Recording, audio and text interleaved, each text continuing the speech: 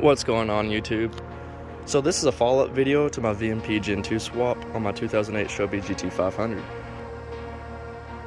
We're going to go over something that I forgot to do in my last installation video, so that way if you guys are following that guide step by step, you're going to have the same issue. We forgot one vacuum line that was causing this car to idle really high, and whenever the car would warm up, it would idle really rough.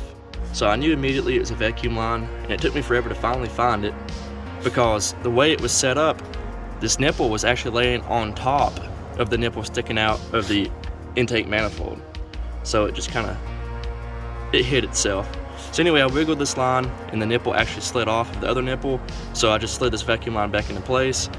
It's actually a reference to your fuel pressure right here. It goes to this fuel pressure sensor, so that is pretty important. And the reason I wanted to go over that with you guys is because, one, I don't want your car running rough because you watched one of my videos and I didn't show you guys that. And two, once you start data logging, you need the car to be running in tip-top shape, because a vacuum leak like that will throw the whole tune off. And if you think the car is perfectly fine and you tell your tuner that it's still idling funny, they will try to tune around that vacuum leak, so that way later down the road when you actually find the vacuum leak and fix it, your tune is going to be completely thrown off, and then they're going to have to retune it, and it may cost you more money in the long run because they will have to start from scratch. So anyways, with that out of the way, this is all going to be pretty much in depth with data logging in general, because this is a 2008 Shelby GT500 and your 2007 to 2010 Shelby GT500s do not have an onboard wideband system. So we have to wire up a wideband gauge, any brand of your choice, and use it for data logging when we send this to your tuner. So in this particular video, we're just going to be using a AEM wideband. This is just your generic baseline, I guess, base model gauge. They actually have an X series, but we're not going to focus on that because this is not an X series.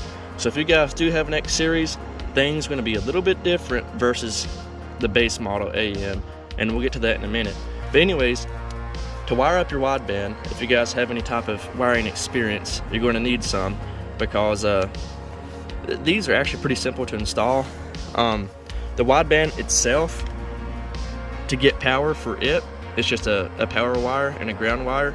I have my ground set up right here. You can see right here, these are 13mm bolts. I just loosened that one up, stuck my ground wire right there. So that gave this gauge a pretty good solid ground. And for power, I tapped into my passenger kick panel fuse panel, or a fuse box. So I'm gonna go over there and show you guys which one I'm using. I have to turn my flashlight on. But as you can see, the second to the very far row on the right, I have this piggyback fuse right here. And that's actually a really good spot to use it because that's a key on source. So that way when you turn a key off, the wideband turns off, and when you turn a key on, it turns on. These other fuses, when I tried piggybacking off of them, it was a constant power source, and we don't want that because your gauge would stay on 24/7 and run your battery down. So the power wire just runs with all the other factory wiring. So it tucks in there pretty nicely. So your ground and power give power to the unit itself. You have this big main harness right here, which actually goes to the O2 sensor that you hook up into your exhaust. And I'm going to show you guys how I have that harness wired. It actually goes underneath the clutch pedal here. You're going to see this large rubber grommet, like so. And that rubber grommet actually comes out underneath this inner fender liner. Your exhaust is pretty much directly located right there, whether you have factory exhaust manifolds or long tube headers. If you take your car to have the O2 bung welded up, make sure you try to get it as close to the engine as you can, because that gives you a more accurate reading with your AFRs. Now with the power and ground wire, you're going to have these two other wires, blue and white. These are actually going to be analog wires that go into the SCT live wire cable. So that way your SCT tuning software can read your AFRs and they can talk to each other, so your tuner can see exactly how your car is performing. I can't remember which wire goes to what, so I'm just going to upload the diagram that I followed. And then once you get those wired in, you're going to have a formula that you need to put in to the SCT software. And that formula pretty much just translates the voltage that these wires are reading into the AFRs. So that way, when you data log, everything's going to be accurate with what the gauge is running or reading. So I'm going to show you guys what formula I'm running. But remember, this is not an X series AEM wideband. This is just your basic bare bones gauge. So the formula is a lot more simple with this one, and that's the formula we're going to use. With the X series, I can't tell you because I don't know, but I'm going to go ahead and open up my laptop and show you guys what formula I'm using.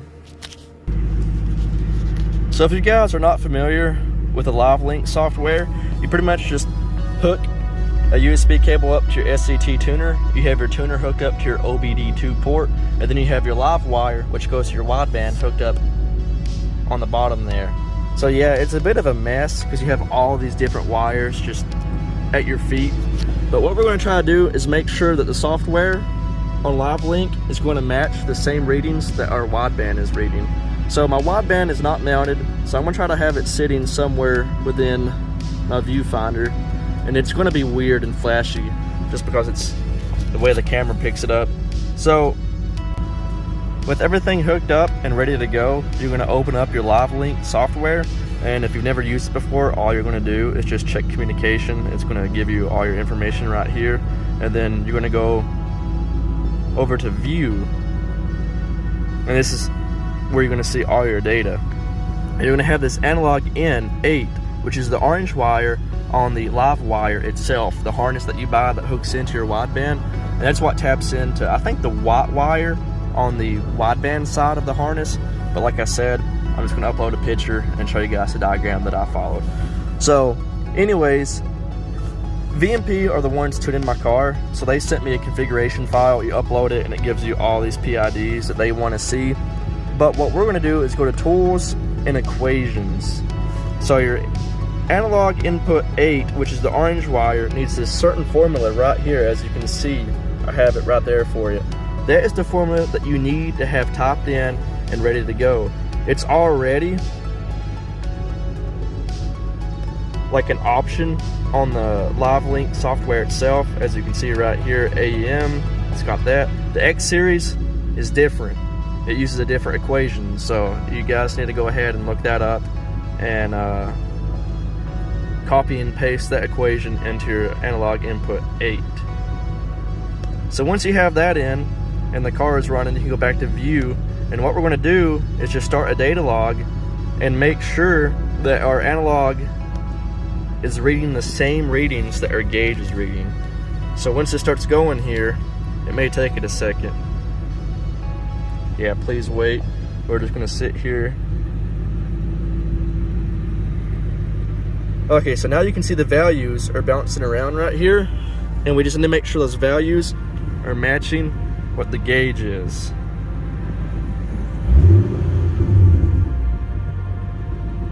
As you can see, the gauge and the LiveLink software are pretty much talking to each other and have the same exact readings. So that way everything's accurate when you start data logging.